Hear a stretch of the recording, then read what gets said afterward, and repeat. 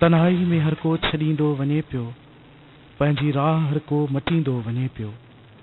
हज़ारनि में हिकु दोस्त अहिड़ो बि आहे, अखियूं बंदि पोइ बि छॾींदो वञे पियो। साणे वासियो थर प्रोडक्शन मीरपुर ख़ास पारां दिलशाद ख़ासकेली मोहब्बतुनि भरियो सलाम पेश करे थो।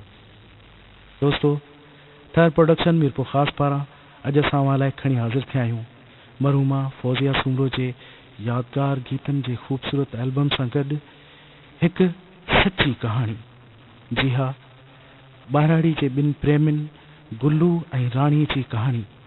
जिन प्यार कयो उन्हनि जे प्यार में उन्हनि कहिड़ा लाहा चाड़ा ॾिठा, अचो त ॿुधूं था गुल्लू ऐं राणीअ जी हिन कहाणी में मरहूमा फौजिया सूमरो जे लाजवाब गीतनि सां गॾु।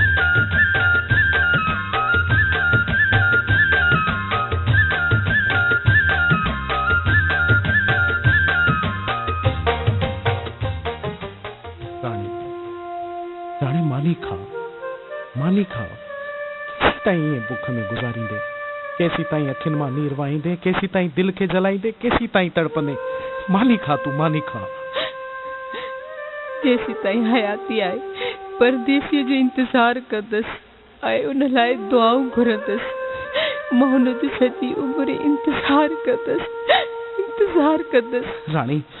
राणी तूं जेकॾहिं सोचे सम्झी फ़ैसिलो करी हा त अॼु इहे ॾींहं ॾिसणा कोन पवंदई हा। सही चवंदा आहिनि त जेके जज़्बाती फ़ैसिला कंदा आहिनि हुननि जा हाल अहिड़ा ई थींदा आहिनि जेके अॼु तुंहिंजा आहिनि। गुल्लू, ॻाल्हि त ॿुध, प्यार वारा ज़ात ऐं पात न ॾिसंदा आहिनि, उहो कॾहिं का शइ न ॾिसंदा आहिनि, सिर्फ़ु तक़दीर ऐं मोहबत खे ॾिसंदा आहिनि। मुंहिंजे त मुक़दर में सूर ई आहे।